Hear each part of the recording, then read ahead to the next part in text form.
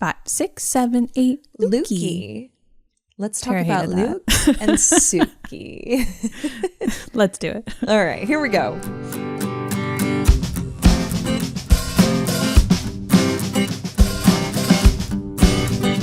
Hi, everybody. Welcome back to Gilmore to Say with Tara and Haley. I'm Tara. This is Haley. Hi, Haley.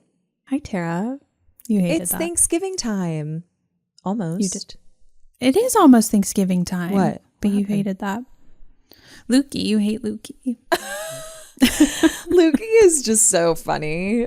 I wanted to say Every food time- fights because that's what this episode is about today. This episode is about, but literally Tara hates Lukey anytime I don't say hate it. Lukey. I think it's cute. Lukey. Maybe it's the way I say it. She's always like, Don't kiss. don't kiss. But it is almost Thanksgiving. Next week is the Thanksgiving time here in the US. I know that Canada already had it. We have some Canadian listeners. They already had their Thanksgiving. And there's not one in England because Well, they don't like to have any fun. is Thanksgiving fun?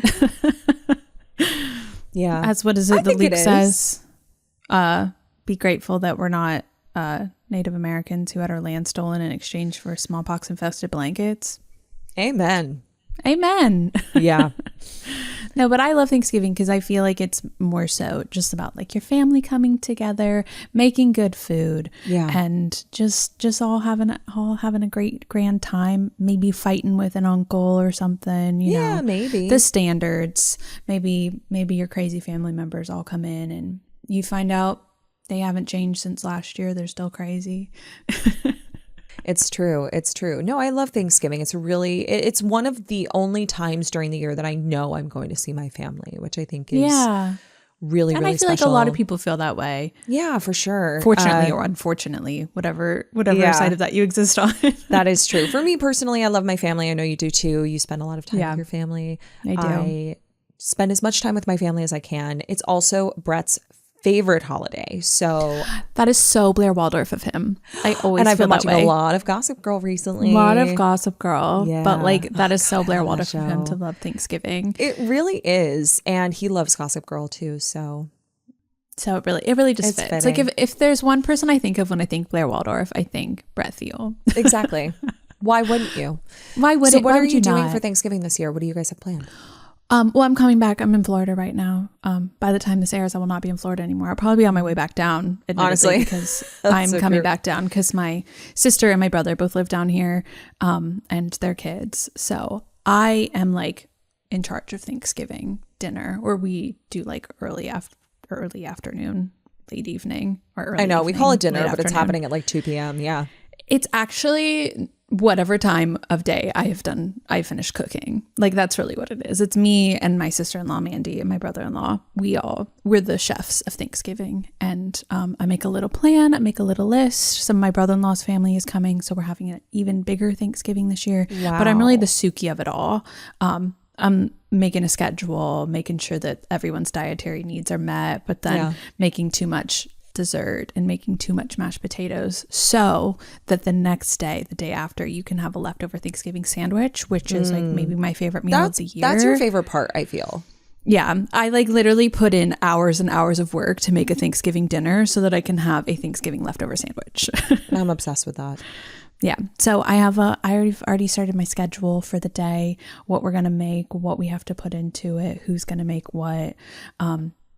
And yeah, that's really what Thanksgiving is a marathon, not a sprint. It is. It Of truly is a cooking. marathon, not a sprint. Speaking of, the New York City Marathon just happened here yesterday Oh my at the time that we're recording gosh. this. And Hunter of Maya and Hunter ran the marathon. I had so many friends who were in it. He did it in 3 hours and 16 minutes. I think it was 3 hours and 14 minutes. Was it? It was Yeah. definitely 3 hours and a teen minute time. Minutes. I'm so unbelievably proud of anybody who can do it in any amount of time. That's what we were talking about yesterday, because I was at Death Becomes Her. One of our dressers was running the race and she ran it in like 3:34, 3:37, something like that. I'm just so impressed with people who can do it in general, but can also do it in a time like that. That's so impressive and maintain that consistency. I'm just like, oh, I could never. Can I tell you something funny? So I got Hunter's number. So I was tracking him along the course while I was sitting on my couch in Florida, of course. Love your little Sims. And I saw there was like a little sim ahead of him that said pro men group. And I was like, what? There's a whole group of like pro men? Mm-hmm. No. I was like, Hunter, speed up. Go talk to those guys. We're not pro men. And then it like got a little closer and it said pro women. And I was like, oh, that's the professional men and the professional women. Mm-hmm. Okay, no one's pro men. We're not doing pro men groups out here. I was like, are you the NYC Marathon is making it literally said, it was like a little circle that said pro men, and I was like, we're not protesting them. We're not, because they're super fast and they're super great at running. And so funny. I was like, Hunter, speed up. You're needed up ahead at mile 9. Oh, I love it. So if anyone's going to help them, it's him. But I just was like, oh, wow. I don't think my brain's awake. Yeah. Okay. It was really when I saw pro women that I was like, oh, yeah. Okay. Well, I can get with that one. And I was like, why is there 2? Okay. Professional.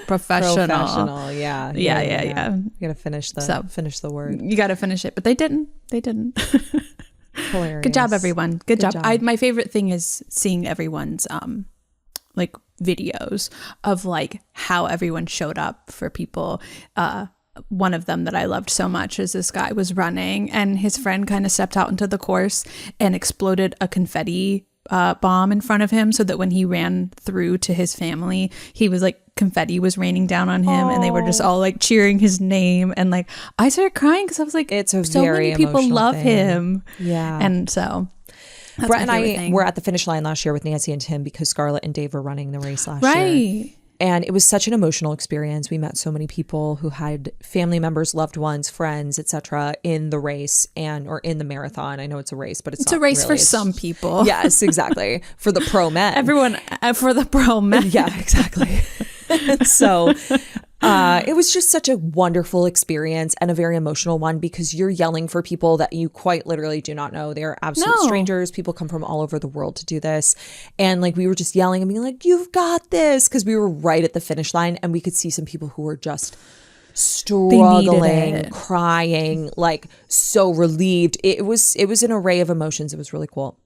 Yeah. Really cool to see. Very emotional. But anyway, I'm just excited to get on Instagram later today and it's true and see everybody's pictures, crying videos. But yeah, Thanksgiving, similar to the New York City Marathon and any marathon for that matter, is a marathon, not a sprint. You got to pace yourself throughout the day. You got to pace yourself. Don't skip the rolls. Yeah, but pace yourself.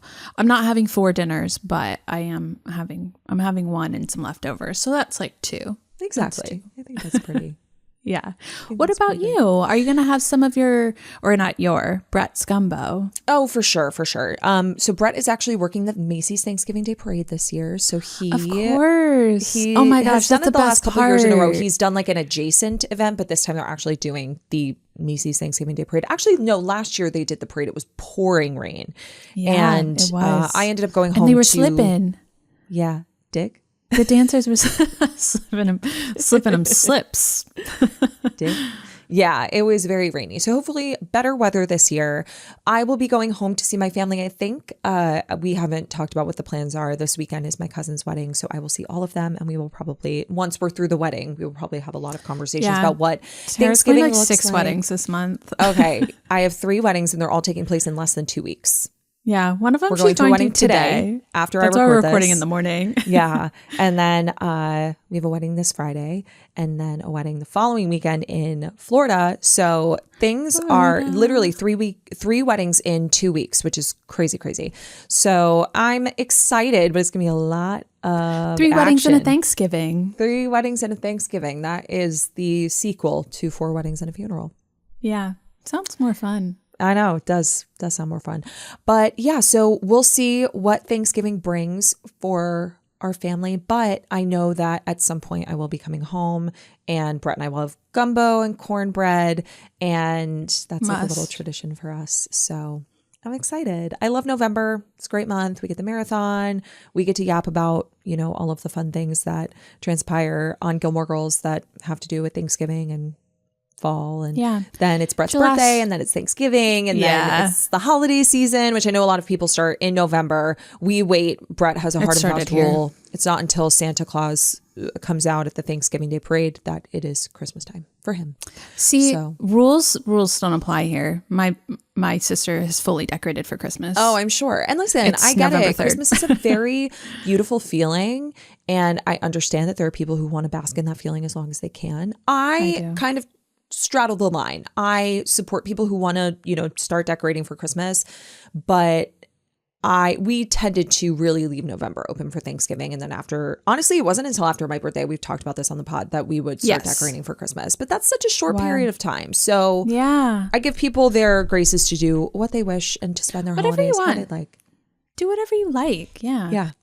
It's your last Thanksgiving as an unmarried lady. It is. It's crazy. We're now in the territory of I keep thinking about that. I'm like, it's my last Thanksgiving as an unmarried lady. It's going to be my last birthday as an unmarried lady. It's going to be Brett's last birthday as an unmarried lady. It's quite crazy. And the countdown has begun. It's like we're doing a lot of lasts before we get married, which is really cool. Fun. But anyway, it is Thanksgiving time. We wanted to do a food episode, of course, because it's Thanksgiving. And what screams Thanksgiving more than food? And something that I've been really excited to talk about, and I was really excited to pitch this episode to you last year when we were kind of configuring our entire you guys, Tara plan. Has been so excited about this episode for years. Tara's been dying to do this episode, and we're here today to do it, to fulfill her dream. I just think that a food fights episode is so fun, especially between the two characters that we're going to talk about today, Luke and Sookie, because they are the representation of food on this show that really centers food. It centers Gilmore Girls, of course, but their relationship also centers around food in a lot of ways. Yeah. And I feel like a lot of people, family time means family meals, Friday night dinners, but it's also it's how a lot of people around her express their love for her. Because they go to Luke's diner. That's not really expressing love as much as that's what he does at his practice. It is true, but there is a certain level of love and attention and care that goes to the Gilmore Girls specifically that he does not give to all of his customers. Like a check. He gives his check to all of his other customers. Payment. Yeah. He does not exchange goods and services for money. But no, he definitely will acquiesce to whatever he wants. He brings her chicken noodle soup for breakfast. I'm not imagining that everyone in Stars Hollow is able to order that. He'd probably tell them very gently, what is it Dean says? Buck off. When I imagine he wants to say something very different. But very similar. But very similar. Very I feel like that. And yet... yet almost the same. I feel like that would be Luke to anyone else, but he really provides for them. And Sookie, she's always ready to make whatever you want, because that's just Sookie's love language in general. But absolutely, it's really that those two characters, quote unquote, we're putting them in food fights together. There's moments where they're pitted against each other, but it's really because they're those are the two people who are giving Lorelai their love via food. It's true. That is their love language in some ways. Really I would say for Sookie more than Luke. Luke is more of an acts of service guy, but sometimes he delivers the act of service through the service industry.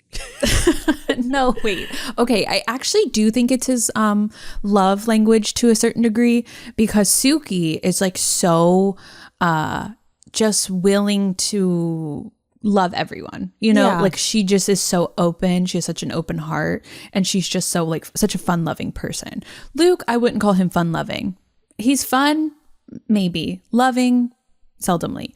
And it reminds me of the party's over in season 5 when Liz comes and she's like, oh, make him make you his gumbo, or he made lasagna, 100 lasagnas, trying to get his lasagna right. Mm-hmm. And Lorelai didn't know this about him, because we really the expansion Sookie, of Luke's culinary expertise isn't until they start dating.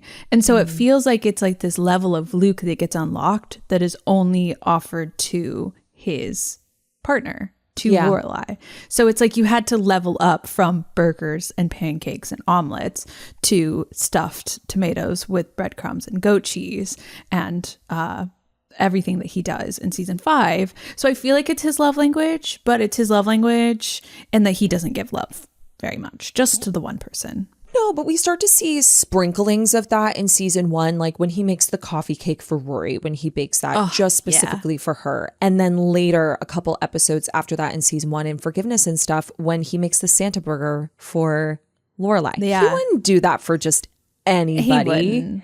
You know? Though, and so you start to see that as the... Would he have made that for his enemy? Probably not. But you start to see that as kind of the vessel for him showing affection for the Gilmore girls, especially in season 1. It's like, I know you. I know what you like, which he does say to them at one point, which I'm excited to talk about later. And I know what you need when you need cheering up or when it's a special day for you. Yeah. And so I think that he does use that as an avenue to show that he cares. He is more of an acts of service guy, but to see that kind of sprinkled throughout the series leading up to this kind of big moment in season 5 when Luke and Lorelai are dating and all of a sudden his culinary expertise just kind of comes out of him via Liz being like, oh, make her this, make her that. And it's like, I'm sorry. What? Where have you been hiding all this? Where have you been hiding it? It feels like from the coffee cake to the Santa burger, it's just this like path that we're going along. And then they get together and it's like new level unlocked. And it's like gourmet Luke.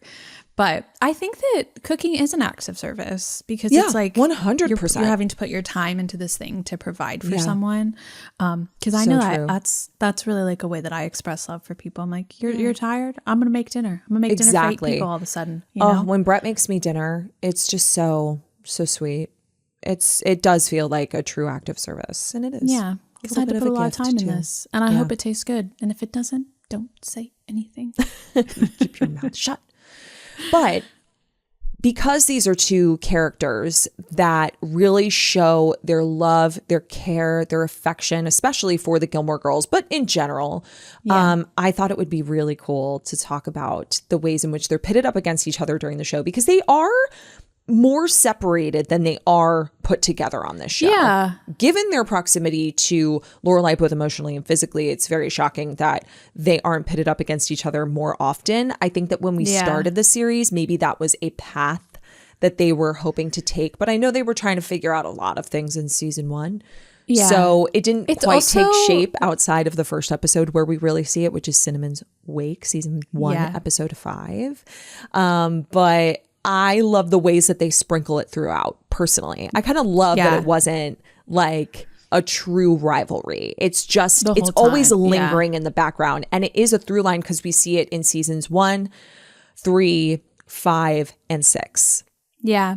And I don't even know that it's like a rivalry. Like, I'm glad that they didn't go that route. I think it's just personalities clashing up against each other. Yeah. But if they had kept sort of like the rivalry going, I honestly don't think it would have made sense location-wise, because it makes sense because like their proximity to Lorelai, but this is like Lorelai's like breakfast spot, sometimes her lunch spot, sometimes her dinner spot, and then it's like where she works, and it's like Sookie kind of if they like crossed over too much, one of the things that always confuses me, befuddles me, if you will, is that Lorelai just leaves work and ends up at Luke's so often, or just goes off to do something else with Luke. So if they were also doing that with Sookie, I'd be like, okay, who's running that in? Who's doing anything over there? Yeah, totally. So I feel like logistically it makes sense that they're kind of separated, but I like that like it's just like two of Lorelai's like main spots has someone who like cares for her in that way. But when they do combine storylines,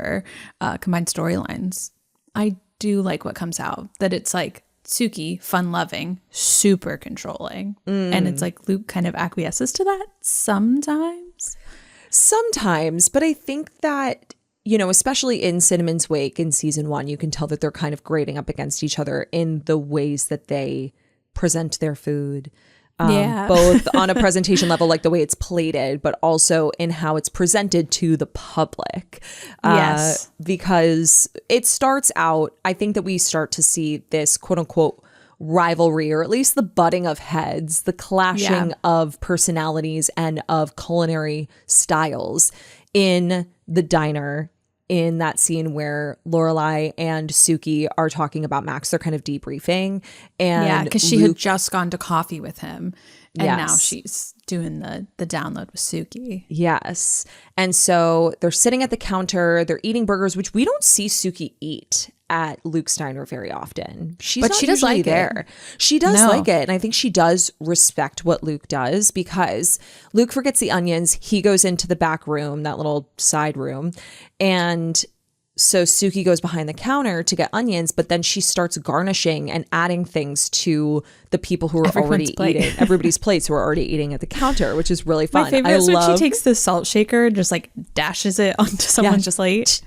But it's like garnish, lemon, a little salt. But I love that she gives cayenne to the Hee Haw Man. I love that is his Hee Haw Man. It's so a dash of lemon and some cayenne. Yeah, you're gonna plots.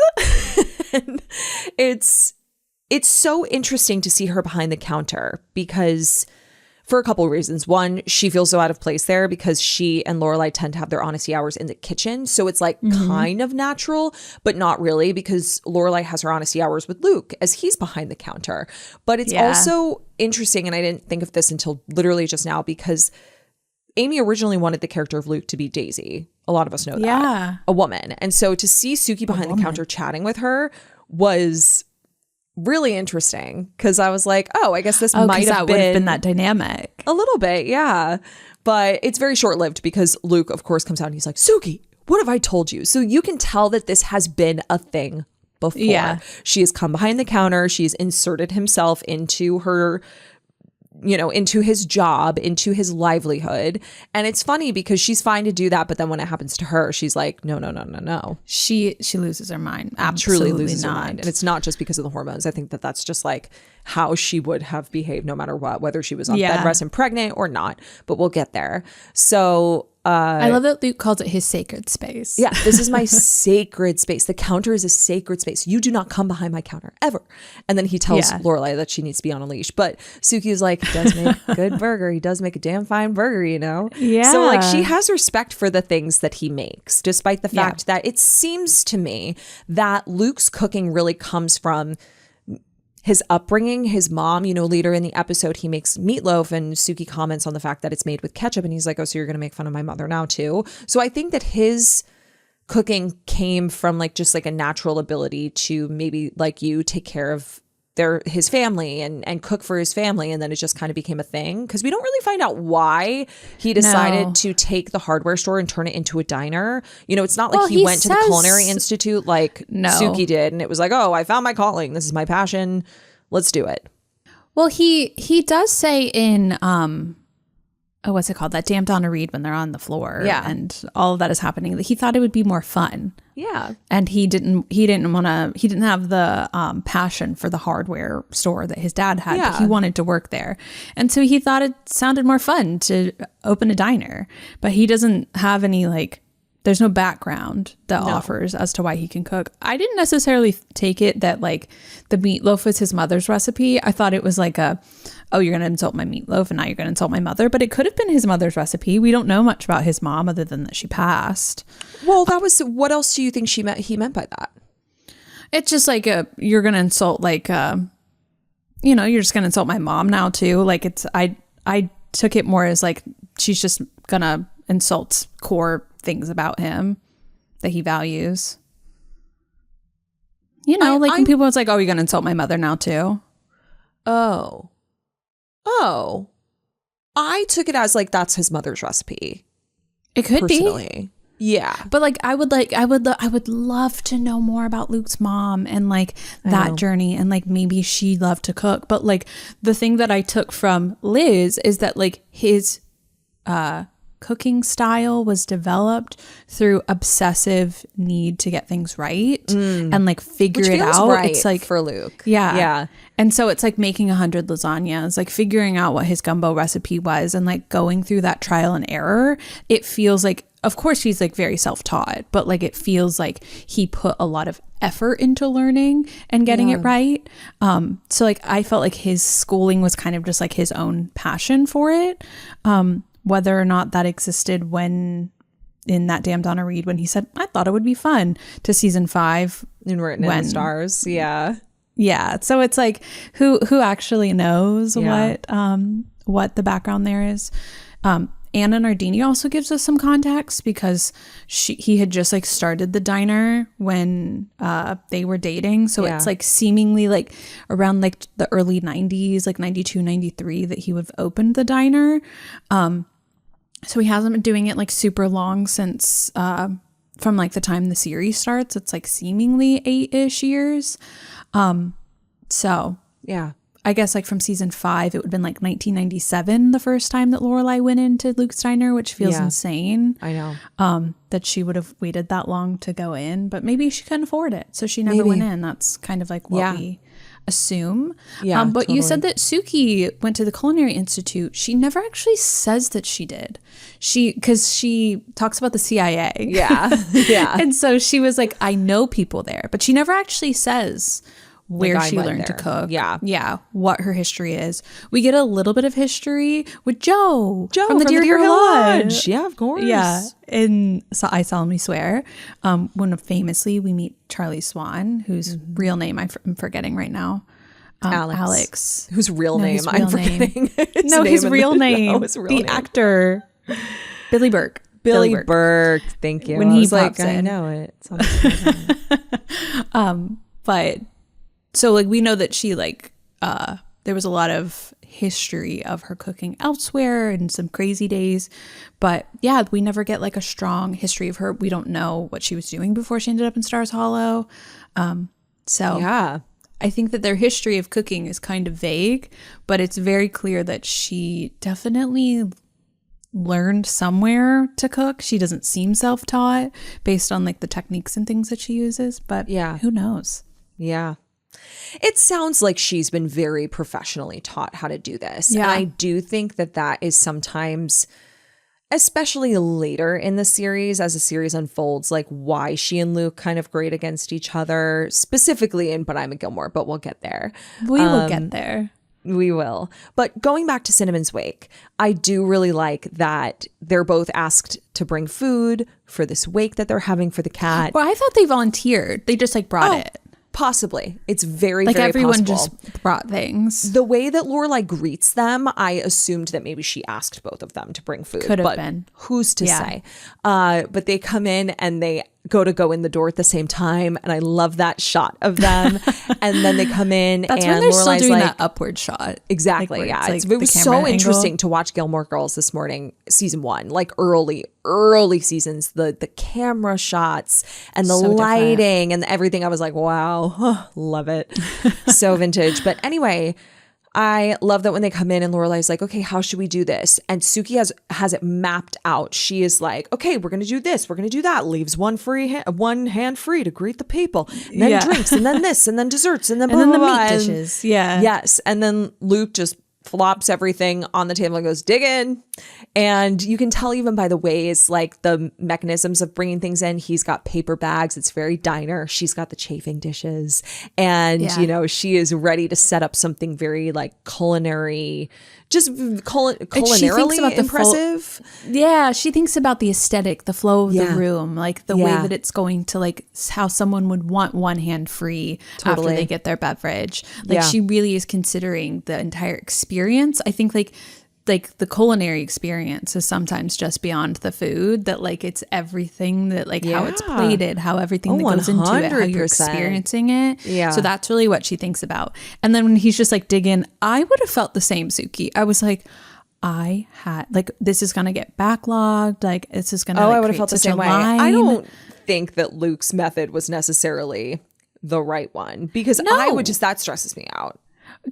No one knows what's in any of those boxes. No. Like, come on. Exactly. But I'm so with you.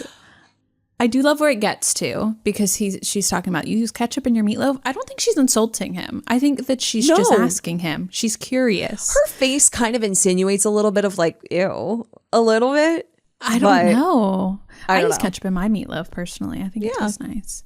I haven't had meatloaf in a long time, so I don't remember if we use ketchup. I make a nice turkey meatloaf for my fam. I don't personally like it, but my family really likes it, so I make it a lot.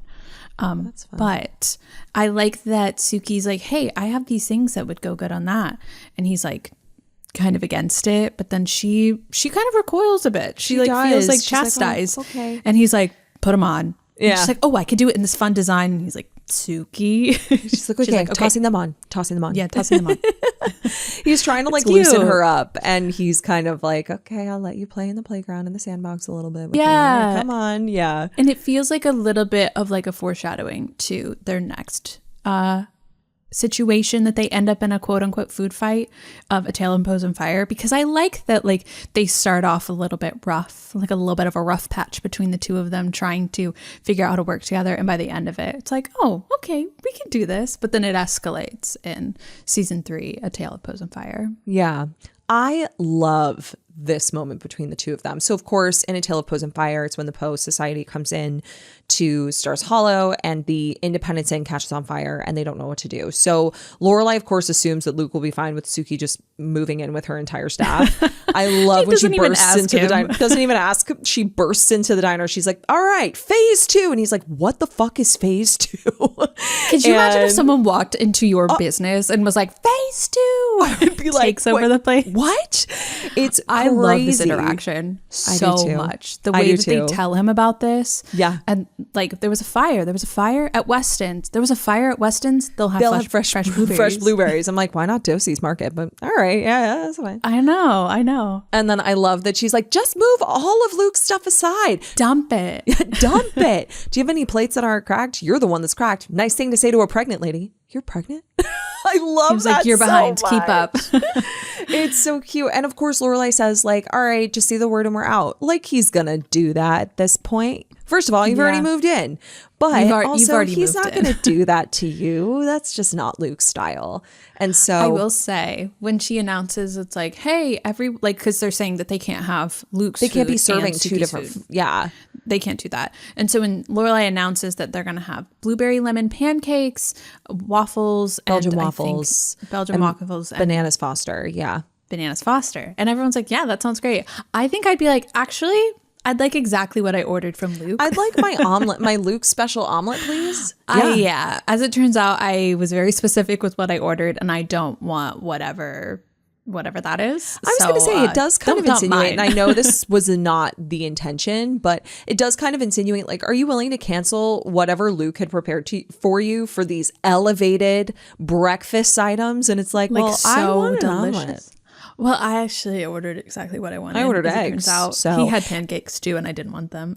Yeah. And the thing is that I don't know. You didn't give me any savory options. These are all sweet options. Where's and the hash brown?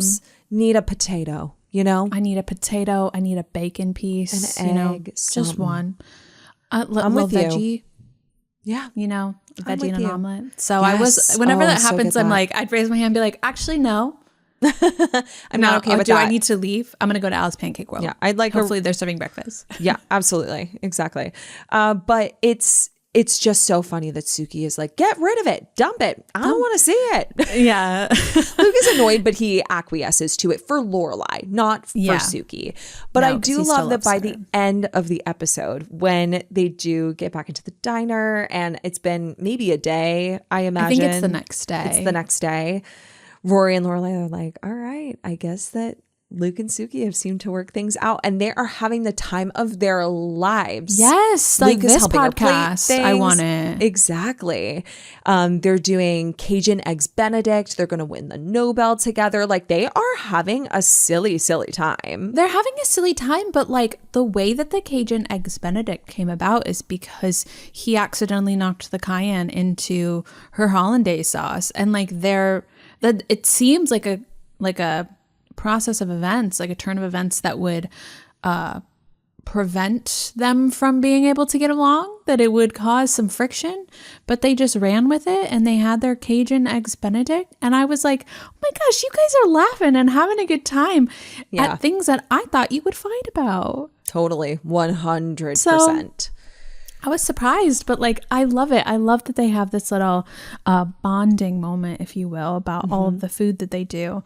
And then Sookie, she's going to go to see the inn. They've been alerted by Michelle that they can go back. And she gives him this like long list of instructions on what to do with everything. Oh, and yeah. said, with don't the let it burn. hazelnuts and the this and then that. Yeah. Don't burn Don't anything. let it burn. Got it. Got it. And Yeah. that's just classic Luke. It's like, all right, and now we're back. Not that we're fighting, but now we're back. No.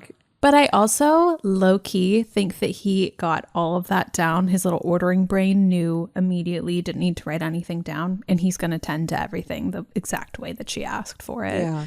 I feel like that's so Luke, so I Yeah. love that. But I think that like of the quote-unquote food fight episodes that we have here, that one might be my fave just because of like the way that they get to work together in that capacity and that like kind of come around like in Cinnamon's Wake, it's like that version light where like a little bit of friction by the end of it, they're like plating their foods together.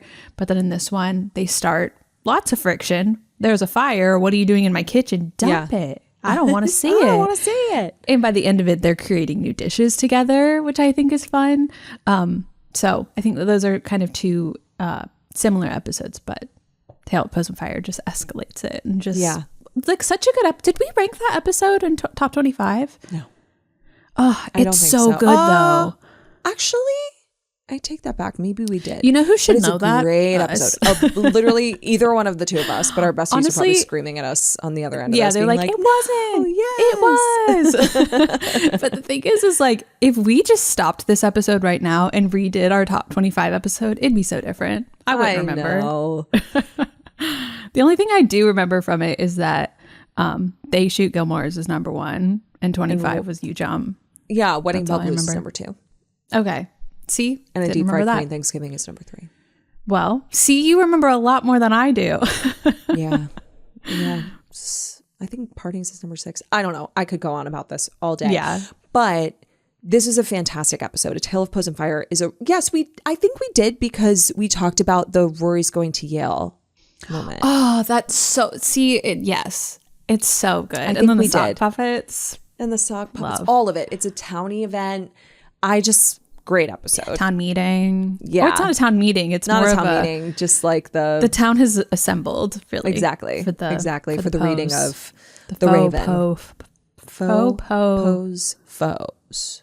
Faux Faux po po foes. foes. Yeah, That's what it is. Exactly. That's what I want on something a that lingua franca sweater. Yeah. Oh, that would have been fun. Something that I want to point out that's not on the list, but I think, and it's not even necessarily a food fights moment between Luke and Sookie, but something that I think, I don't want to say could have been, but is kind of a representation of Sookie's culinary instincts not always aligning with Lorelai's wants and needs, if we're kind of centering that a little bit in this episode, is in The Hobbit, the Sofa, and Digger Styles. She has no idea how to take her skill set and apply it to something like a kid's birthday party. Whereas I feel like Luke would be really great at that. Burgers, fries, mozzarella sticks, like things that are very like Does he have finger mozzarella foods. sticks? I don't know. I feel like you get that at a diner. I feel like he would. And I feel like they'd be good. Yeah. Mac and cheese, and so I was just thinking about that when we were talking about Cinnamon's Wake, that like, Luke's style of like dig in and Sookie with the chafing dishes. It's like, yeah, maybe that's good for something like a cat's funeral, but for a kid's birthday party, something really elegant, something really, that requires that level. Yeah. I was just thinking about that because I know that Luke was not centered at all in that episode. Yes. No. Yes. But I think that he could have been. I'm glad he wasn't. It was about Sookie and it was about Lorelai and it was about Sookie freaking out about becoming a parent. But yeah, I think that Luke's style would have lent better to something like a kid's birthday party. And that just goes to show that like Sookie's, like I said, her culinary instincts aren't always the best choice for which, depending on the circumstances. We talked about this in Revisited. I always think that Sookie would actually like slay a kid's birthday party. I agree. Like she would have cake pops. She'd have mac and cheese balls. She'd have kids eating vegetables and wouldn't even know that they were vegetables. Like she would make them taste like tater tots. Like she would slay a kid's birthday party. I like the idea that she didn't. tater tot, like, come on, please. Like, Summy's #1 food group. Like, you know what I mean? I just feel like she would have done so well. Like, she would have made such a good vanilla cake with their face on it. You know, like, she would have known. She would have done really well at a themed birthday party. So, like, I understand the instinct of, like, Luke might have done it better, but Sookie would have just, like, everything would have been in the shape of a, you know, Lord of the Rings character. Yeah, for sure. No, I think that an elf. I think Hobbits. that they really did it for the plot in that They did episode. it for the plot. And I do like when Sookie's pregnant that she gets a little bit, what is the word that I'm looking for? Tense, I feel like is right. Like in Norman Mailer, she has that same tense feeling about her kitchen and feeling very, what is the word I'm looking for? Territorial, really. She's about very what she territorial, does. for sure. And I think that that's no matter what. That's but very of course, Sookie, but a it's lot escalated. Of yes, but a lot of the episodes that we get Luke and Sookie like pitted up against each other are when she's pregnant. Because You're speaking so of right. Norman Mailer, I'm pregnant. Wait, before we go on to that one, yeah, I had a thought last night. And then I forgot what it was. And I remembered having the thought, but couldn't remember what the thought was. Yeah, and you just reminded me of it. Oh, great. Because The Hobbit, the sofa, and Digger Stiles, not Jason, the Hobbit, the couch, and Jason, if you will. That one is like definitely a Sookie focused. I was trying to remember what episode it was, but it's in Lorelai's graduation day, when Sookie becomes the breakfast spot because she's fighting with Luke. And so like that one is like interesting too, because like I was trying to remember, I was like, when do they have like a trade-off? When does she like you're talking about Help Wanted. Is that it's not Help Wanted? Yeah, Lorelai's graduation day. Oh, I'm sorry. I was getting it confused with Rory's graduation day.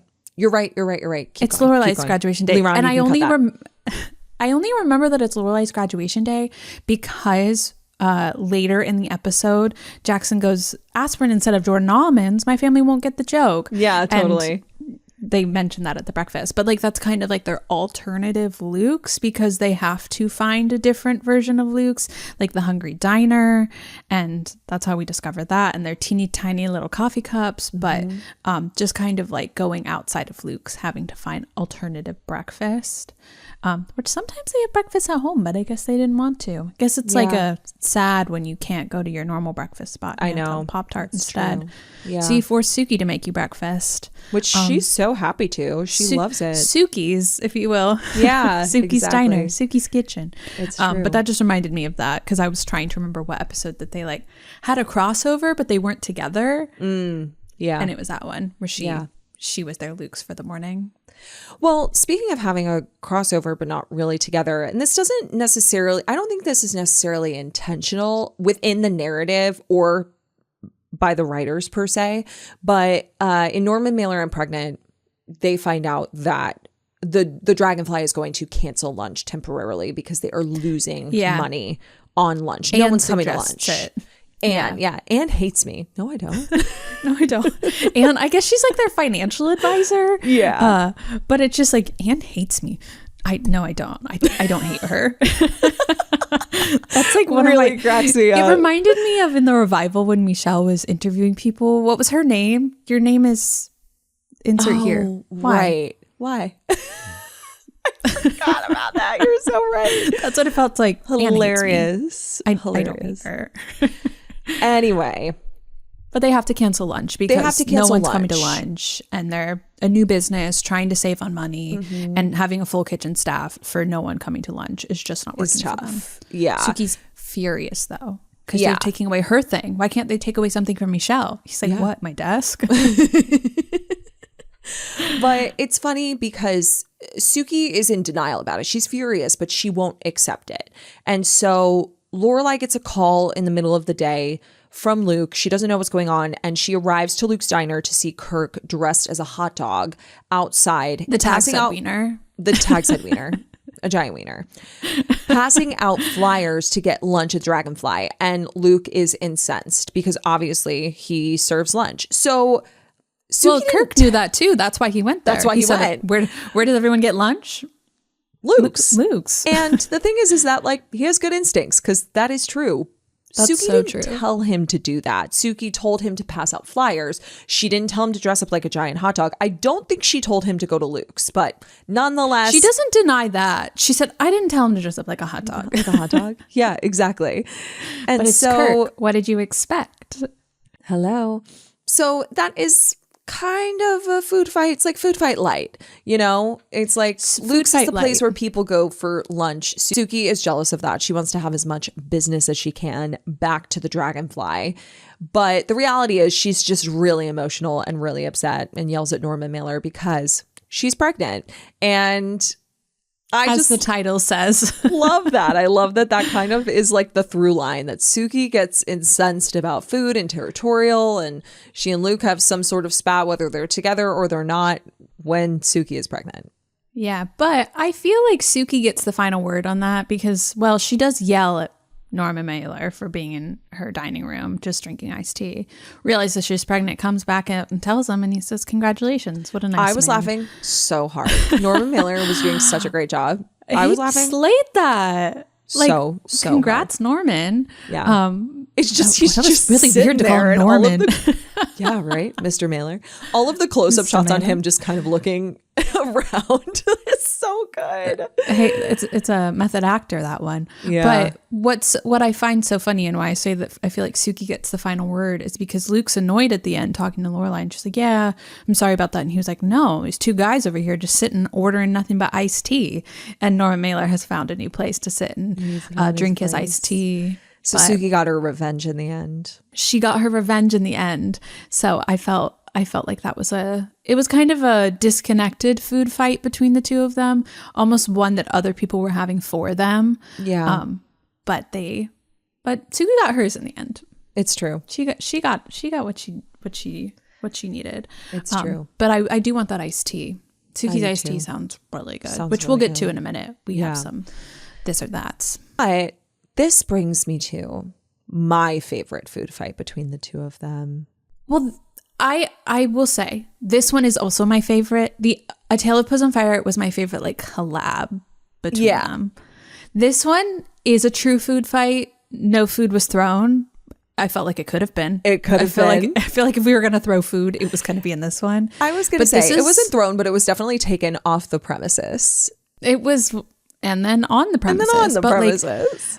I just remember us recapping this. This one was like one of our longest recaps from Gilmore Revisited. I don't even know have we said the name of it, but I'm a Gilmore. We loved it. And of course, because of the title, I never thought that I would really enjoy this episode because the title comes from Rory going to the Huntsburgers. They don't think she's good enough to be a part of the family. And she says, but I'm a Gilmore. And so I always think of that A plot. This plot is so delicious, no pun intended. It is so good.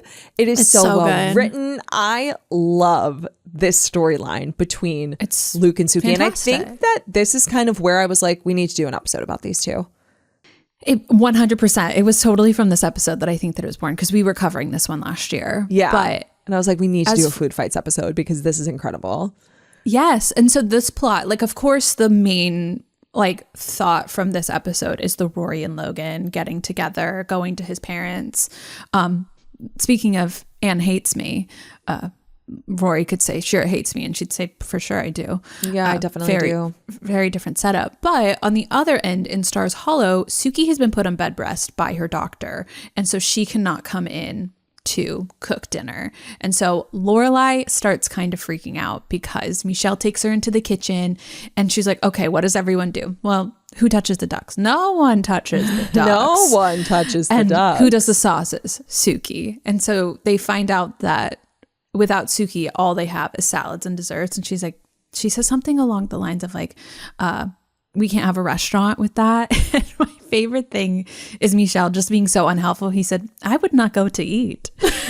He's so unhelpful. And she's like, do you have any ideas? And he's like, I don't. I don't. She's like, okay, he was like, great. Thank you so much. But I just love when he's like pointing out who everyone is and what everyone does. And he goes, I don't know what that guy does, but I would check his trunk before he leaves. And then when when Lorelai's introducing Luke, because she calls him, like that's how he gets involved in this, is she said, how pretty do you think I am? And He asks, is there a certain day that we're thinking about? Did you get enough sleep the night before? Yeah. Yeah, exactly. And she says, no one will touch the duck. So Michelle wants to order hoagie and I'm hyperventilating and I'm not wearing a very stretchy fabric. So he comes over. She introduces him to all the kitchen people and she said, she calls him check his trunk before he leaves guy. Yeah, it's really good. Really? Salad's What does guy, he dessert do? guy, tongs guy, check his trunk before he leaves guy. It's so funny. It's so good. This episode is so good. It's so good. underrated. It's so, did we rank this one? I don't know. I don't know. Someone needs to check. Someone needs to do a fact check for us. I know. We need to have somebody just here. Luna. It could be us. But when it comes to the Luke of this, we actually reference this moment a lot, that we wished later on in the revival that this could have been true, because Luke is just like furious at this whole situation, which we will get into, of course. But he's doing it because he loves Lorelai. And so when he hears that she's in distress, he has a whole diner, which famously we know it's called Luke's Diner. He has a whole business. But does he stop everything he's doing to come cook ducks for Lorelai? Of course he does. Yes, She's not wearing a stretchy fabric. Right. And like, what's an emergency if not hyperventilating and Michelle wanting to order a hoagie? Yeah, exactly. It's true. And so he comes over. Sookie has a whole like menu notes packet for him. And he's like, great, this all looks good. And as he's doing his thing, he seems to be doing great. He gets familiar with the staff. Sookie calls the kitchen and Manny answers the phone, hands it over to Luke. And she's like, just wanted to check in. And no, she says, hi, what you doing? And he says, cooking. She goes, great answer. That's good. That's good. It's a test. It's a test. But she asks if he's straining the duck sauce twice. And he says no. And she goes, okay, you really should be straining it twice. And he's like, okay, fine. I'll strain it twice, 3 times if it'll make you happy. She's like, no, don't strain it 3 times. It's going to make it runny. And he's like, okay, all right, sounds good. I'll see you later. Talk to you later. Have a good day. Have a good rest. Hangs up the phone. Next, we see him truly in his element. Like, he's cooking. He's really getting along with the staff. Everybody's doing great. Again, gets another call from Sookie. Do you put walnuts in your bechamel? He's like, what? You put walnuts in the bechamel. Like, there's such a specific way that she says it that's like, walnuts in the bechamel. Like, she like he's an idiot spelling it out for him. And but she's the like, best I part thought of I tasted this, walnuts. And he's like, what are you talking about? You thought that you tasted walnuts. She's like, if you want to get fancy, you can do that at your own diner. He's like, are you having people bring you food? She goes, okay, now you've lost it. You're going crazy. And then Pedro walks in with an empty Tupperware container, a little Tupperware. Which, did you know that people think that it's Tupperware? Some people in the past have thought it's with bees. You've seen videos of this? Is it the man? Tupperware? Yes, Tupperware. Go say it again. Tupperware. Slower. Spell it. I forget those guys' names, but they always come up on my reels. They're so funny. Hilarious. So funny. But I love that so much of this is taking place over the phone, because there's like really no other way for them to like communicate, because Sookie's not here yet. But poor Pedro and his Tupperware. But I just love that, like, this moment when he gets so incensed and like Sookie's on the phone listening to this. He speaks in English and in Spanish to the staff. But this is like some of my favorite Scott Patterson work, because it's when his Brooklyn slips through. Oh, like totally. that like New York accent kind of slides right in when he gets a little irritated. Yeah. And you're like, you've lived in Stars Hollow your whole life, my dude. Where's that Brooklyn coming from? I know. I love it. I love it. So he says no food will leave the premises, and he tells them the same exact thing in Spanish and says, you comprende? Do you comprende? On the phone to Sookie. And she's like, that's my kitchen, Luke. And he's like, yeah, and it'll be waiting for you when you come back. But until then, I am doing this and you need to rest. And he hangs up on her. I love it. So Lorelai comes in the next scene where they're at the Dragonfly, says that he got a comment card saying it's the best meal that they've ever had, and asks if the chef will marry them. He's like, I don't know, what do they look like? But he's making lamb chops, a last minute addition. So this was not on the menu. He is making his lamb chops. And he feels like he was getting going. Like he feels like he was just like burning with this desire to just like continue. He got really passionate. Yeah. And he's having so much fun. He loves Manny so much. He's like, I would take Manny over Caesar in a minute. I was like, oh.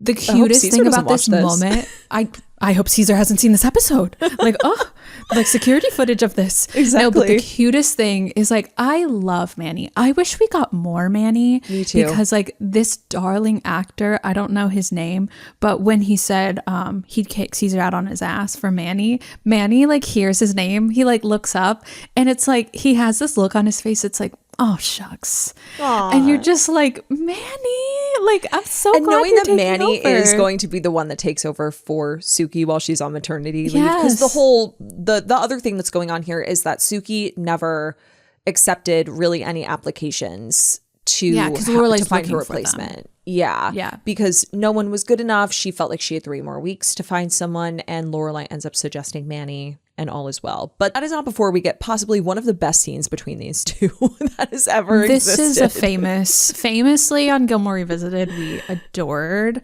this portion of this episode. The back and forth between Rory and Logan in this one was like real whiplash, but adored it, loved it so much. I know. Because so, as all of this is going on, Luke notices that Pedro is taking a ladle out of the kitchen. He goes, where's Pedro going with that ladle? And he follows him upstairs, as if Pedro doesn't know Luke is right behind him. He knows, but he has a directive. Big ol' smile on his face. And lo and behold, there is Sookie with so much food on her bed with her. And he's like, I don't believe this. And she's like, what? You said that the food couldn't leave the premises, so it's not leaving the premises. And he's like, you have lost it. And Pedro has no idea where to give this ladle. And they're going back and forth. You're scaring Pedro. You're scaring Pedro. You're scaring Pedro. That's like I think that's like one of our like top 25 favorite lines in the show. It really is. You're scaring Pedro. It's the finger point. You're scaring Pedro.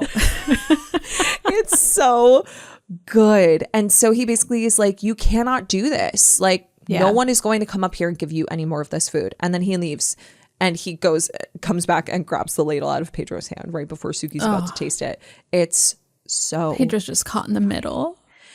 But then, speaking of someone who's in the middle, we get Jackson coming in to absolutely just lay into Luke, even though he's terrified of Luke. And do you think that this is part of the reason why the two of them have friction?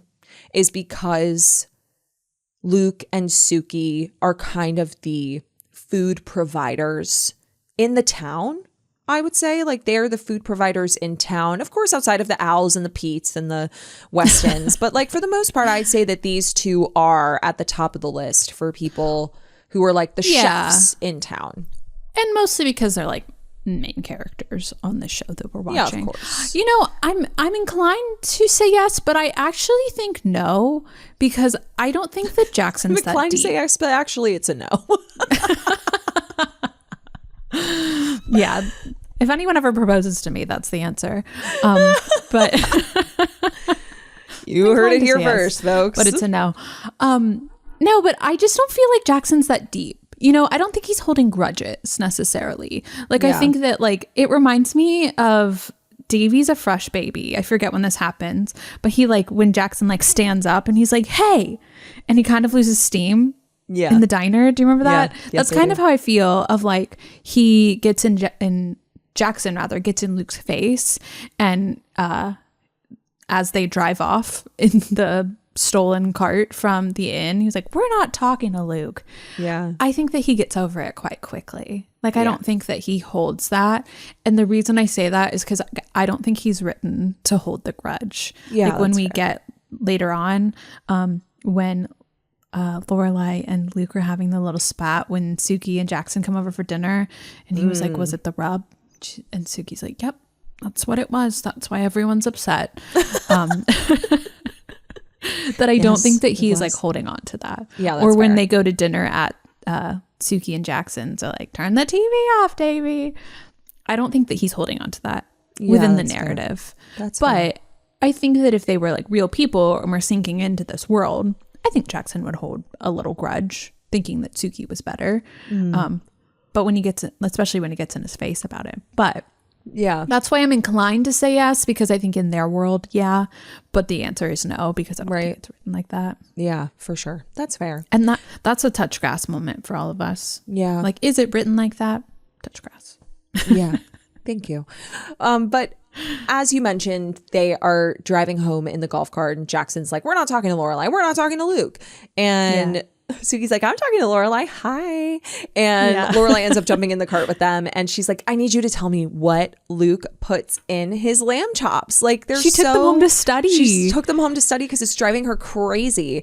And it's interesting because Lorelai kind of assuages her frustration by telling her, like, listen, Luke, like, he's okay at this. Like, you are a master at this. And Sookie is the one to be like, he's pretty good at what he does. Yeah. Like, I'm taking these lamb chops home to study. It comes about because she kind of forces her to admit there were never any applications. Yeah. And she thought she had more time.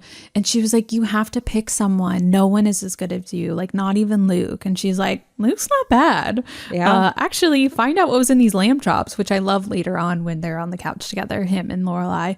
She's like, what do you put in your lamb chops? And he's like, forget it. Forget it. I love that moment. But yeah, she's like, no, he's not that bad. Because she loves it. I think she would agree with that person. Maybe she left the comment card about best meal of her life. Could be. Marry me. No, because he wasn't double straining the duck sauce. So no, that's true. Be. She was incensed, but it's because she gets territorial, and especially in her kitchen, absolutely, where she does everything except make salads and desserts. I get it. I do. I really do. But at the same time, like, you got to let people just. Yeah. You got to let people help you. And you he's really bad at that. Yeah. Well, the other thing that Luke did is he put goat cheese in the fennel salad. Oh, yeah. You did. You put goat cheese in the fennel salad. I just love the way that Melissa like really emphasizes those. Yeah, it's for sure. Fantastic. I agree. But I think that when we get to the point when they're like, what about Manny? Keep it in the family. He knows all your secrets. And she's like, yeah, I'm good with Manny. I was like, I want more Manny. More like, Manny. More Manny camera please. Time. Yeah, for sure. Yeah, mucho Manny. Yes, please. I just want that. I know, me too. I want that for us because he just was such a cutie. Yeah, I agree.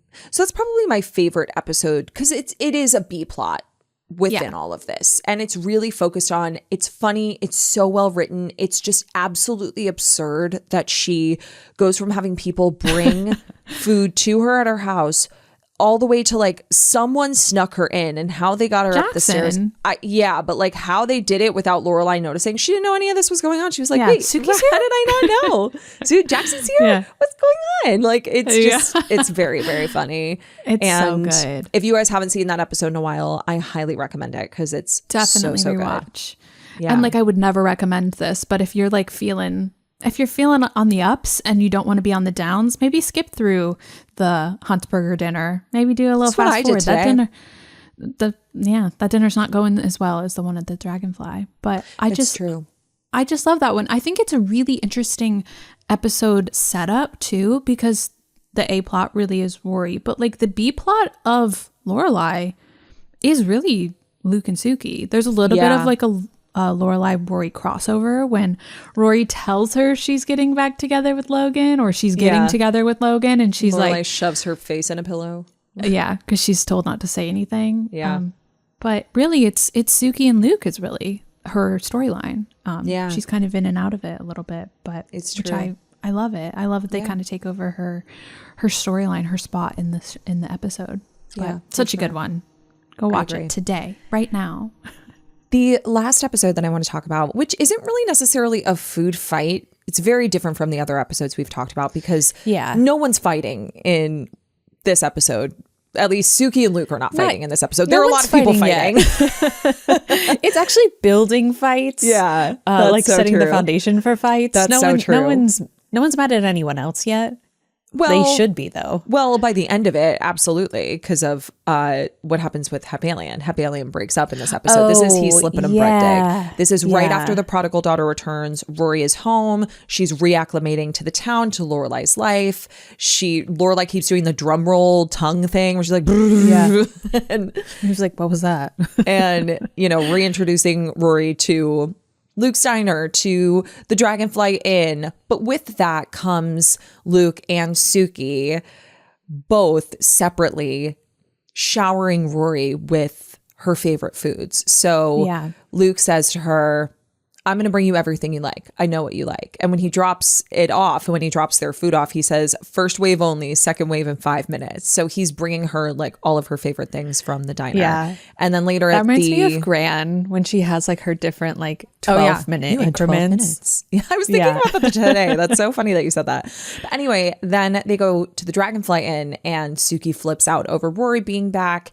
And she's like, okay, like drop everything.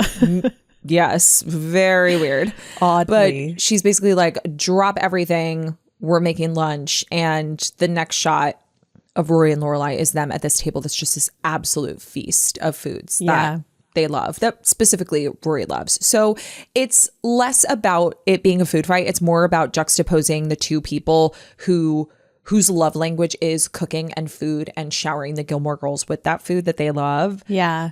And putting them back to back. And then by the end of the episode, when it is Thanksgiving, this is the second Thanksgiving episode, less notable. Obviously, a deep fried Korean Thanksgiving is the most notable. Yeah.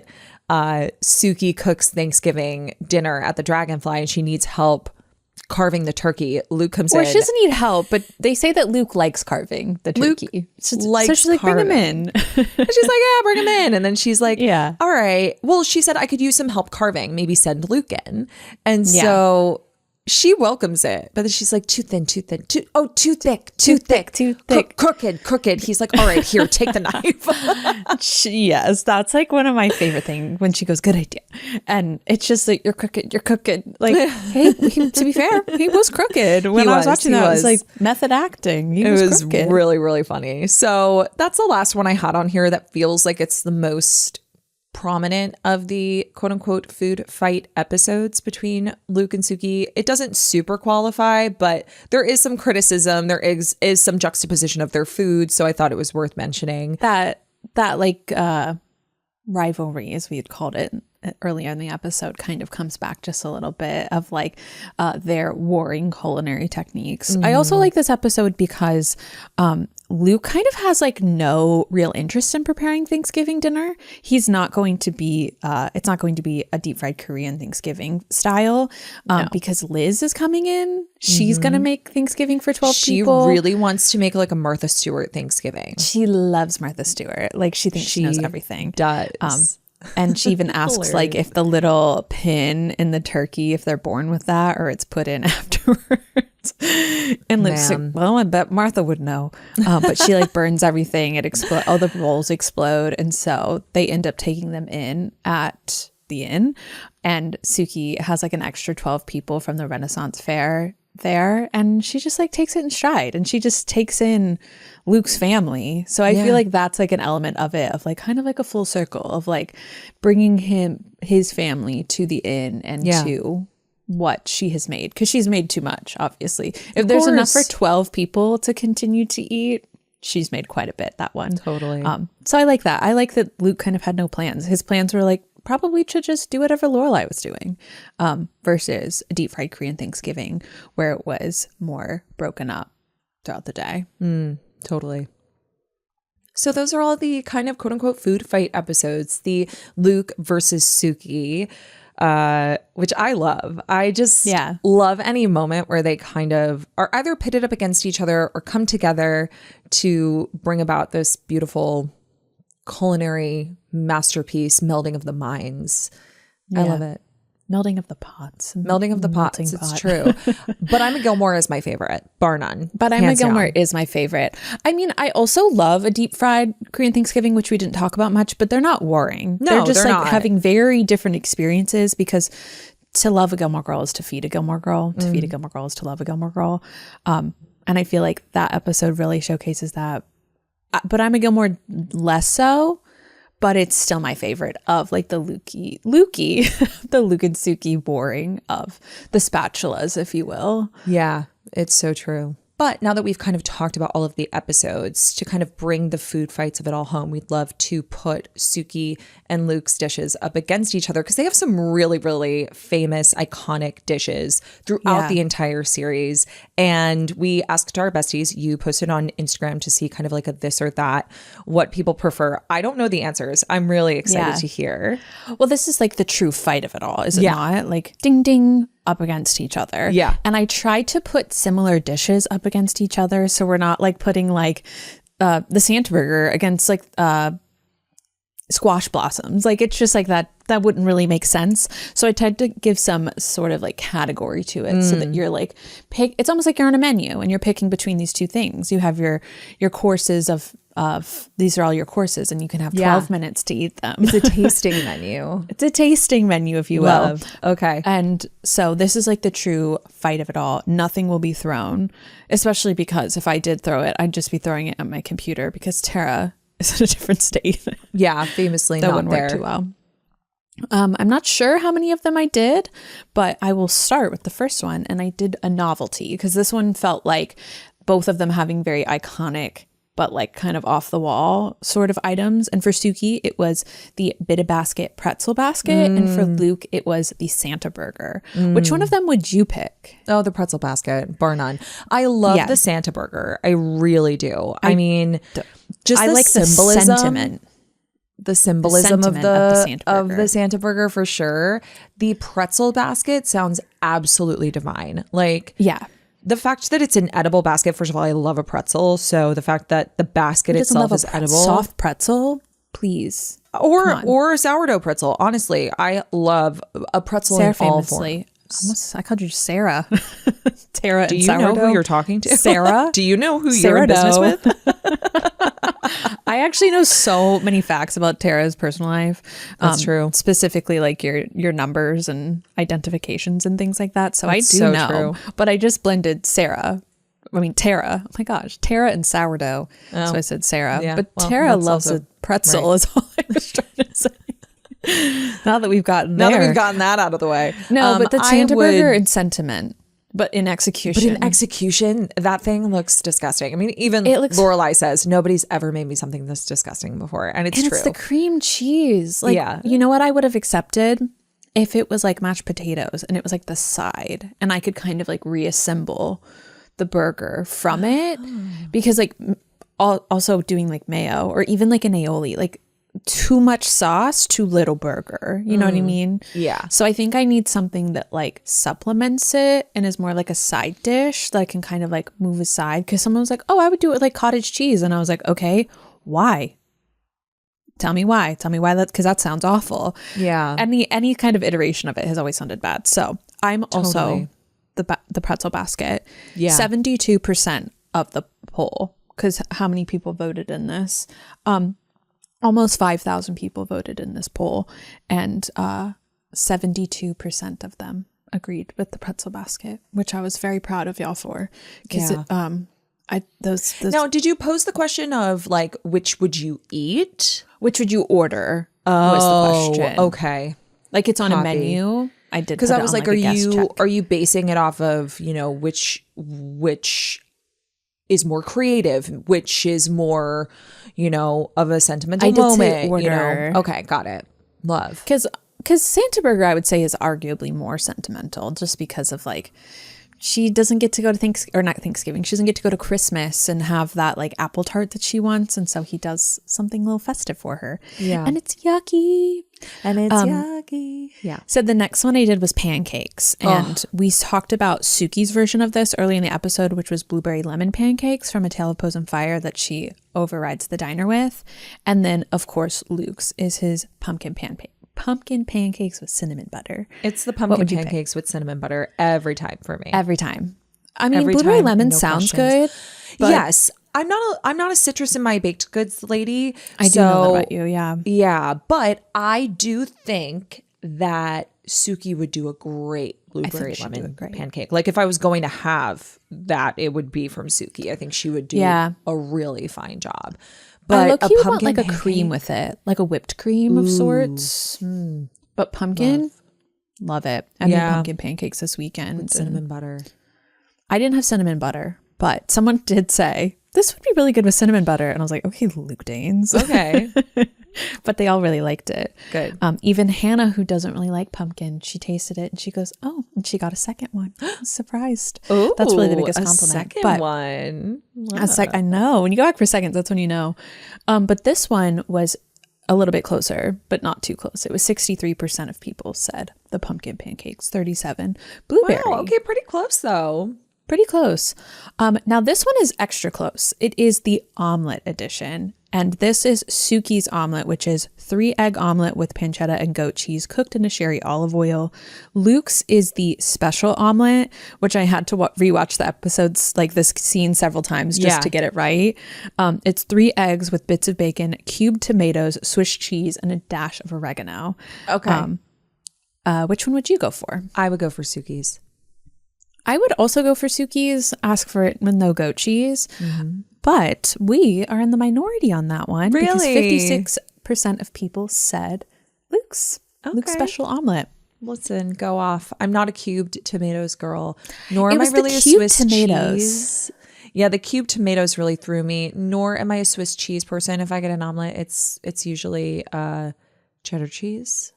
Yeah. Or the dash like of oregano I would go for. Yeah, me too. And Goat the bits of bacon. cheese sounds really good. I think I'd go for that. You know, Sookie loves a pancetta. Sookie loves a goat cheese. She does. It's true. Yeah. So the next category is a nice bev. And this was Sookie's iced tea from Norman Mailer, of course, against Luke's coffee. Oh man, that's tough because I'm inclined to say Luke's coffee. I'm inclined to say it, but it's just like hot coffee. But I love with nothing. That's the thing. I am obviously, famously, no longer drinking coffee, and I love iced tea. I love iced tea. I could ask iced tea is, Sookie to make me a turkey sandwich, iced tea, and I'm in heaven. Yeah, but like I like a plain unsweetened iced tea, maybe a little lemon. Probably not, just the iced tea. I love it. So I did go with that, but this again was not as close as I thought it was going to be. And it is 67% of people said Luke's coffee. Yeah. I just was like, I wanted to challenge all of them. Like, are you doing this sentimentally? Like, is there a sentimentality to like having a Luke's coffee? But like, let's sit down. You're at a diner. You're having black coffee. You can put a sugar in it. You can put a cream in it. A lot of people is that what you want? Maybe that is what you want. More iced tea for Couldn't you be and me. And Norman. Me, you, and Norman. What a table. What a trio. 3 peas in a pod. We have to stuff the extra pea in. But a weird thing to say, Haley. You know, sometimes I was telling my sister this yesterday. We were driving back from Florida, and I was like, you know what's weird is like you don't listen to yourself talk that often. Like people who don't have podcasts, they like hear themselves talk and it usually just like floats off and you're done.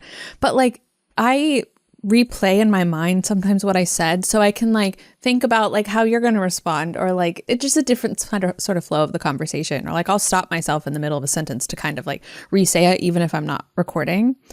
And that was one of those moments where I like heard it back and I was like, I know I'm going to listen back to this and be like, what? And both of you just kept going? That's so real. I do that all the time. It's just like a different kind of relationship with like your own thought process. Yeah. Anyway, speaking of our thought process though, I love this about us because if you were watching this on YouTube, you kind of recognize at some point in this, our backgrounds changed. Things changed a little bit. I was just going to keep going and not address it. No, I want to address this because it's cracking me up. Because we famously have a podcast, and if there's really loud noises happening in the background, we kind of have to stop. And for some reason, all of the bushes were being cut down in the neighborhood right as we were about to finish. And so this is the next day. And I was like, I need to wear the same shirt that I wore yesterday for continuity, which you did too. Like you wore the same sweater you had on yesterday. Mm-hmm. As if the background didn't change. As if we didn't change. Yeah. I was like, my hair looks probably very different. Like my purse is in the same spot. My sweater's on. Luna's laying in the same spot she was laying in. Love that. I'm in an entirely different You were state. completely, literally. I'm in a different room. You crossed state lines. But but you best believe I'm still in the same shirt. Yes, of course. And it's because it says thank you for the lovely bouquet, which they have. Which is giving deep fried Korean Thanksgiving. Yes, of course. Buy a but vase. I just had to stop bringing me flowers. Yeah. Exactly. No, so I did have to address that we had the same thought process about that, but it's different. Anyway, mac and cheese. Let's talk about mac and cheese. Let's talk about mac and cheese. Sookie's was mac and cheese in a jalapeno chipotle cream sauce, while Luke's was mucho mac and cheese, which Jess brings, and there's the rub. And Sookie's, of course, is from The Hobbit, The Sofa, and Digger Styles. Mm-hmm, mm-hmm. You know, I just love a classic mac and cheese, but I want to try Sookie's. I think it'd be good. I want to try it. I love a classic mac and cheese. I'm sure Luke does great with it. Yeah. I want like a gourmet jalapeno chipotle cream sauce mac and cheese. I want to at least try it. Yeah, you know? it sounds good. Personally, I can't go with either, but I know you can't. I'm sorry about that. I did figure out a recent recipe for like a vegan, like a sweet potato mac and cheese. Tastes delicious. Ooh. My family loved it. So Yummy. That's on the Thanksgiving menu, but I'll skip on both of those. But what do you think the besties said? I think they probably said Luke's. They did. It was 60-40 though. So I felt like that one was pretty, it's the closest, one of the closest it's been. The next category is sauce. Okay. It is Sookie's peach sauce. I was hoping this one would be on the menu. Okay. Or. And I had to think about what Luke's sauce would be, but it is from our fave episode, But I'm a Gilmore. And it was walnuts and the bechamel sauce. The duck sauce?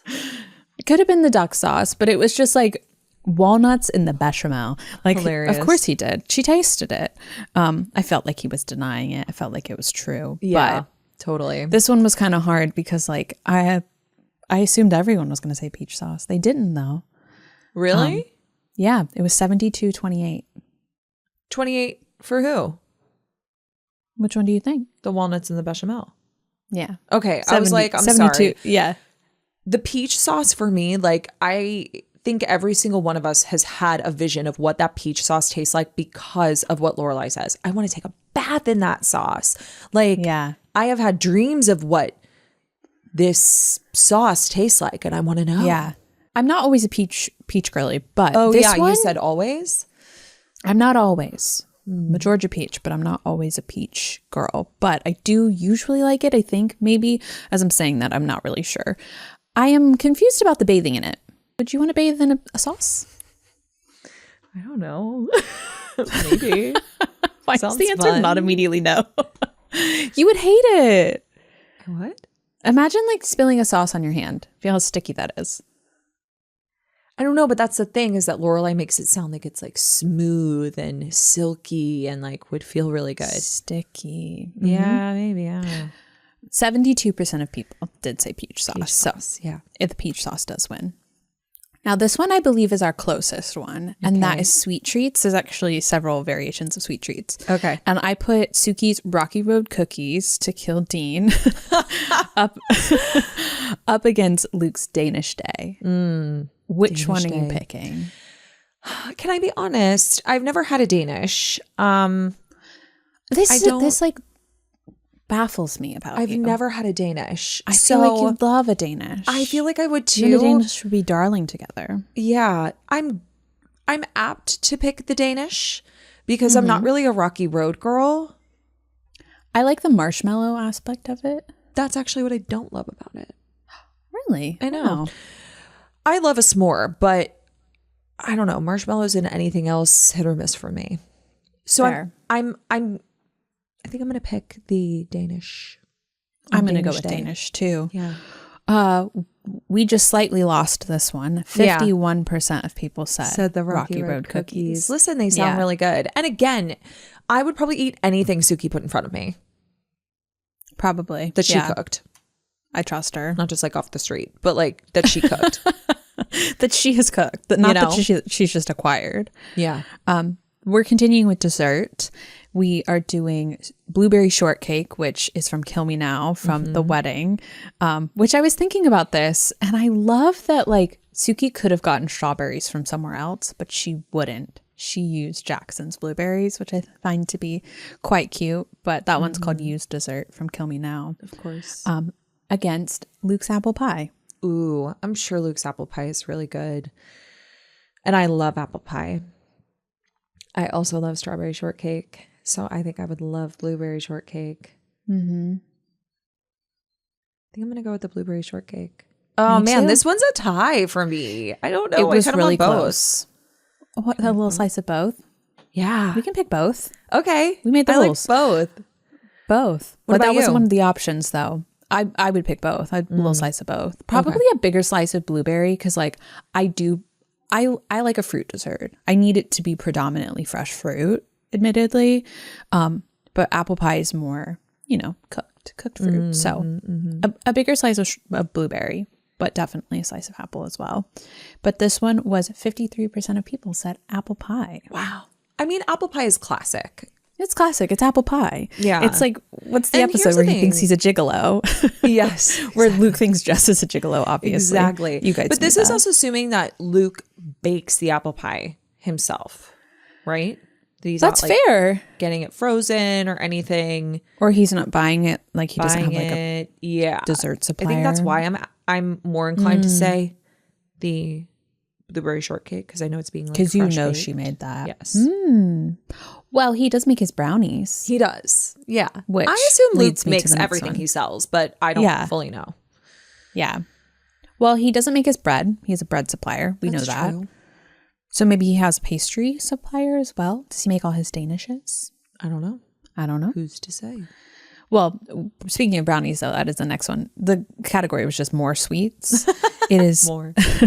Sookie's muffin bottom pie versus Luke's triple cocoa powder brownies. This one was really surprising for me in the poll. I love a brownie. Triple, I though? love a brownie, but triple the chocolate makes me want to vom. So I'm going to go with the Yeah. muffin bottom pie, even though I would take Luke's regular brownies. Yeah. I like a brownie that has like a nut or something in it, or Like a walnut? served with like a walnut, Yes. pecan, like something like that like has like a scoop of ice cream with it. Ooh, like yeah.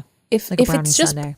yeah, oh, love brownie sundae. But if it's just the brownie, nothing, I'm not as inclined.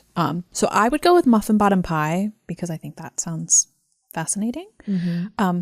But 63% of people said the brownies. Yeah, which I I was get it. surprised by. I was like, triple cocoa? No, again, we're talking about apple pie. We're talking about brownies. Like it's But triple cocoa. Yes, no, I totally agree. Sometimes I want, like, Muffin whoever bottom voted, I pie want- doesn't sound good.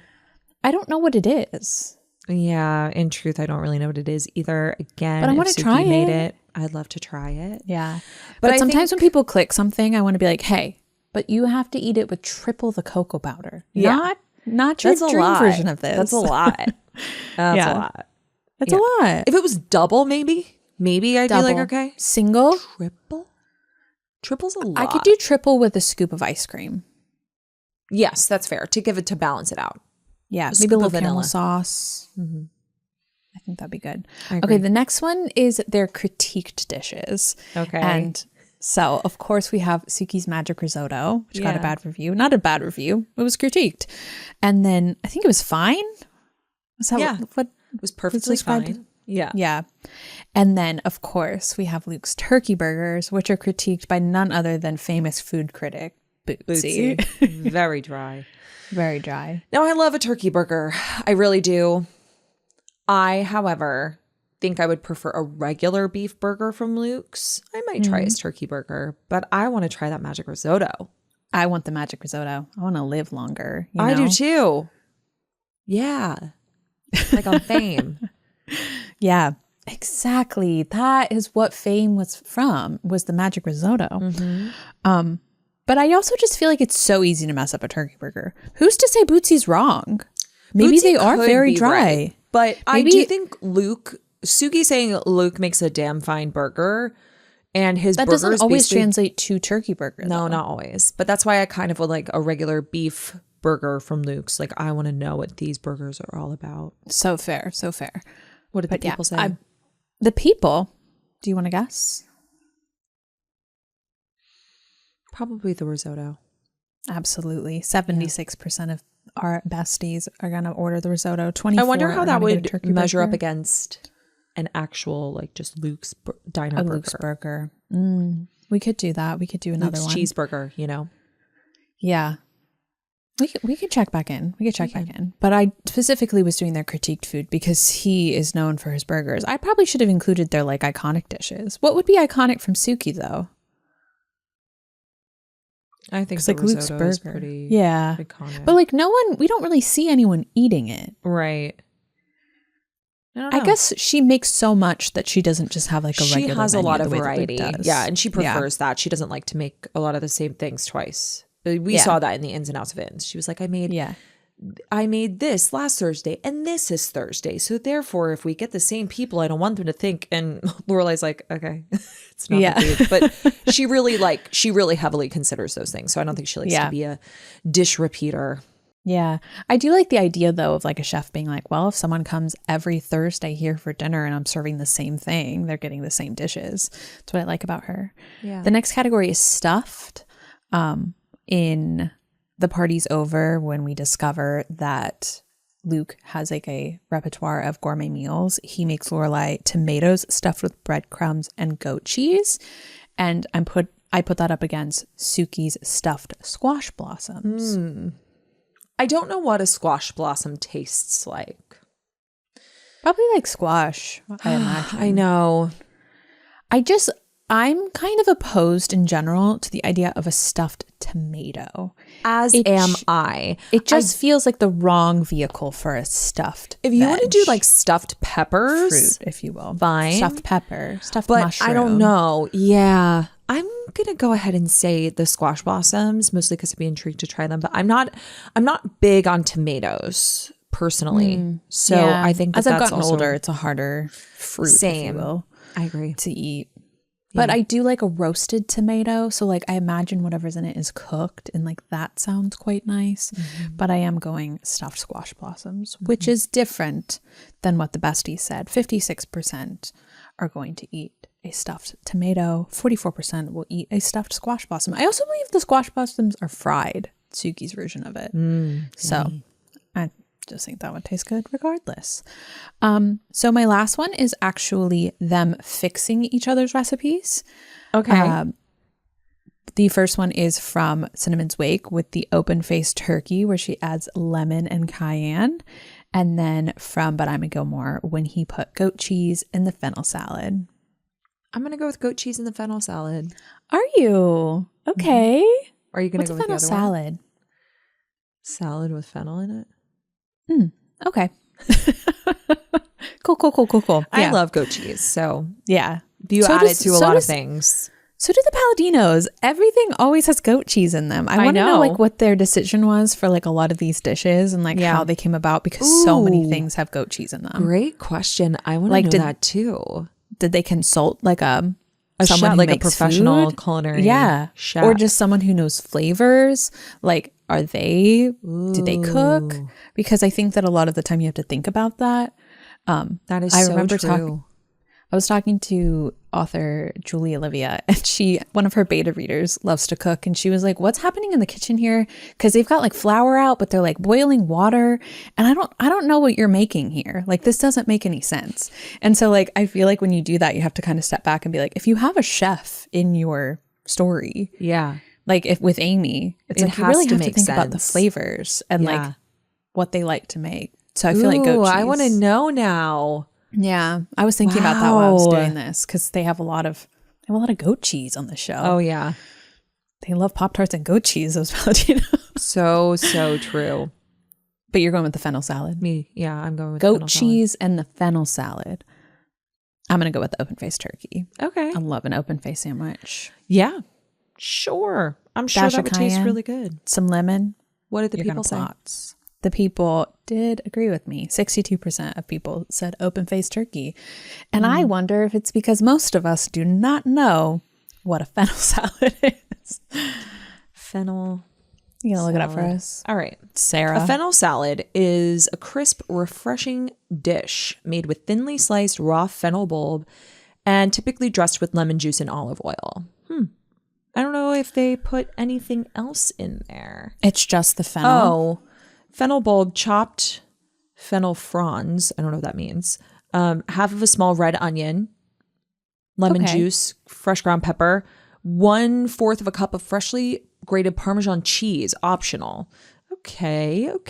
Oh, wait, I'm seeing a recipe for shaved apple and fennel salad. That sounds really good. That would also be great with goat cheese. Apple and goat cheese? Are you joking? Those go hand in hand very well. I don't know. I don't know anything about cheese, but see, I think it's like shaved Brussels sprouts, that sort of thing. It's like the fennel salad is the salad. It's not a salad with fennel. It is the salad. Copy. I got you. Well, now that we've educated you on fennel, or you're sitting here listening to us being like, girls, this is not it. Yeah, exactly. This is not a fennel salad. I still stand by what I said. I think goat cheese. I think you would like it. The fennel salad, I think I'd be intrigued by. I'm very particular about my salads. Dressing on the side, Sally Albright. But yeah, I think I'd still like it. I'd also like the open-faced turkey. Yeah, I think they'd be nice together. Yeah. Little fennel salad on the side with a little, like a you choose two, Panera style. Yeah, a you pick two. Love a you pick two. Yeah. But thank you for doing all of that for our besties so that they could vote and be a part of it. And I love when our besties are a part of it. Me too. But that's Luke and Sookie. God. Lukey, if you will. I love the way that the writers used their characters' vehicles for really like different styles of cooking, implementing food into the show, which like I was thinking about as we were preparing to do this episode, and I just don't feel like there are a lot of shows out there that have this much variety in the way that food is centered in the show as Gilmore Girls does. Yeah. I know we talk about coffee a lot, but like food is such a central focus because it literally it touches on so many different locations that they spend their time in. It's a way that they, bring people together in the form of Friday night dinner and the girls going to eat at Luke's and like reconciliations that happen there, fights that happen there, big dramatic moments that happen there, conversations, big or small. It's really cool the way that they use it to tell the story in ways that I didn't even realize until we started preparing for this episode. Yeah.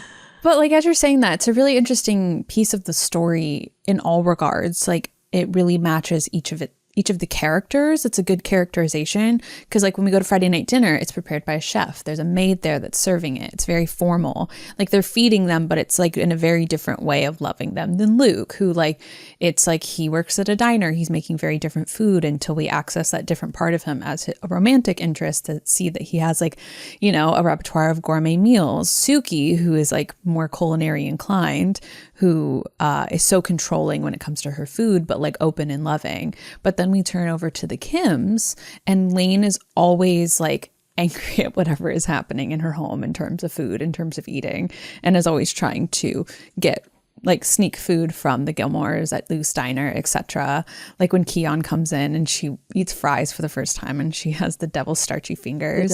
Yeah. Like there's just like so many different aspects of it, of how that all comes together. And I think that's like a big cozy aspect of it. I'll say, I think it's one of the reasons that the revival was kind of lacking in I agree various regards, because we lost that. Yeah, and I'm just now thinking about that like we lost those like communal meals and like the kitchen conversations, but specifically with Sookie, because like we had so many people come in and out. Rachel Ray was there, like, I know, literal Rachel Ray, and totally. It was different. It was definitely different. I never thought about that before. You're so right. Yeah, there's a lot of things that are missing, but I think that like kind of that like simmering in the background, if you will, pun intended, of like having that cozy aspect in every person's storyline was really important. And we missed it. Totally agree. But with all of that said, we hope you guys have a wonderful Thanksgiving next week. This isn't airing the week of Thanksgiving. It's the week before. But it could be the week of Thanksgiving if you listen next week. That's so true, depending on when you're listening to this. Yeah. But we hope you guys have a great Thanksgiving. Regardless of what you do, it's all about food and fun and friends or family, maybe both. We're excited. Yeah, And we hope you guys have a really good one. We do have Thanksgiving merch this year, which I am so excited about. So head to www.gilmoretosay.com and get yourself a Thanksgiving shirt in preparation for the holiday. Don't skip the rolls. They're very important. Yeah. And of course, as always, if you enjoy listening to our show, feel free to leave us a 5-star review on Apple Podcasts. You don't even have to leave a review, just a rating. And also be sure to subscribe to us wherever you listen to your podcast, whether that's Spotify, Apple, or even YouTube. If you're watching us, you got to see us change backgrounds and kind of change a little bit. Jump scare. Hello. But we did just talk about a year in the life and some things that were maybe missing from the revival, like Sookie and her food kind of bringing people together in a way that we saw throughout the series but didn't get to see when they revived the show. Also, last week we had our Richard episode where we talked about Lorelai and Richard's relationship towards the end after doing a deep dive on him and the things that Lorelai could have said about Richard when her mom asked for a nice, lovely little Richard anecdote after his funeral. And she, of course, stuck her foot in her mouth and told a not nice story about Richard. Yeah. And we said that we wanted to talk about that in our Year in the Life GTC because next week is going to be the 9-year anniversary of A Year in the Life airing, which is sentimental because it is the same amount of time that passed as the revival airing from the finale of season 7 of Gilmore Girls airing in 2007. So it feels a little symbolic, which is kind of crazy that it's been the same amount of time. And so if you guys have thoughts on things that Lorelai should have said, could have said, you wanted her to say, or if you really liked that she said something not so nice about Richard that prompted this whole blow up between her and her mom at the beginning of the revival, call us, beep us if you want to reach us, and maybe we'll play your voicemail next week. And we'll have more to say on that in the next episode.